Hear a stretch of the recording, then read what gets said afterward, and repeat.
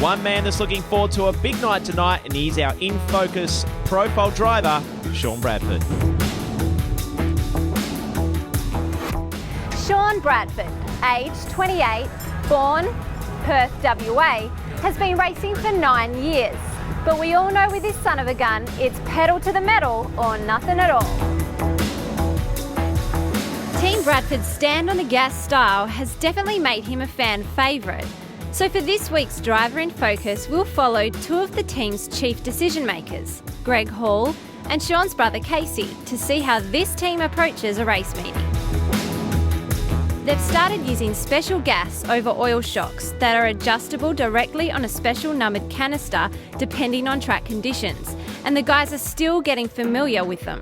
What would be a good idea, so we don't have to try and work it out all the time, is when we get 5 minutes, to sit down and actually write down what they are. Rather than working out how many clicks it is, actually write out a new sheet, so it actually got it. Before qualifying starts, Greg is keen to check and recheck all the air pressures and wheel offsets of the 57 car. Getting a quick time is very important to set things up for a good meeting. Yeah, man. It's got a little bit of tie down there, and it's should be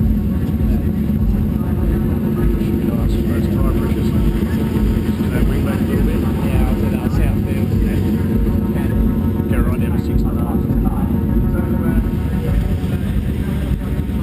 Actually, take it to 6. I'll give it a lap on 6. Well, it's still on these, man. Yeah, that's fine. That'll give them a lap, and it'll just slowly build up.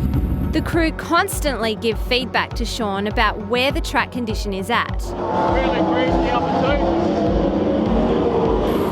you'll be able to see where most of them are running. They're just under about halfway up there. A lot of them are going over that, but there's nothing up there. So you'll see where they've gone.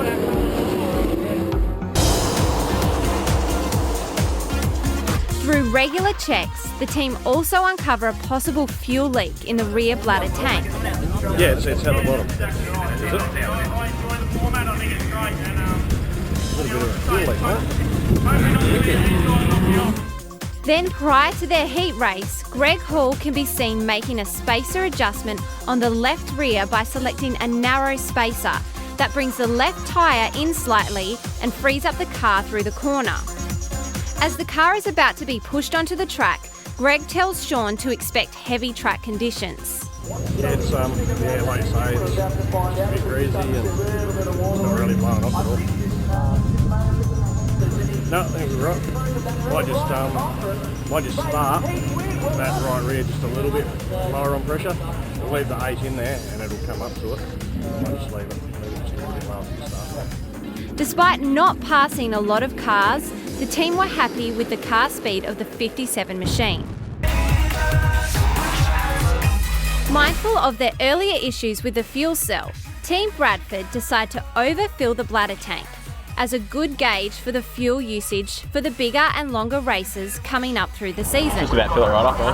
That's what I was thinking. Yeah. It'd be a very good test because we're not going to have as big a race Before the title, yeah. Mindful of the heavy track and the wear and tear it can place on the car, Casey Bradford decides to check all the titanium bolts on the wheels, shock mounts, torsion bars, radius rods, and finds some quite loose. Yeah, no, they were all loose, so I was like, I'm not going to chance it.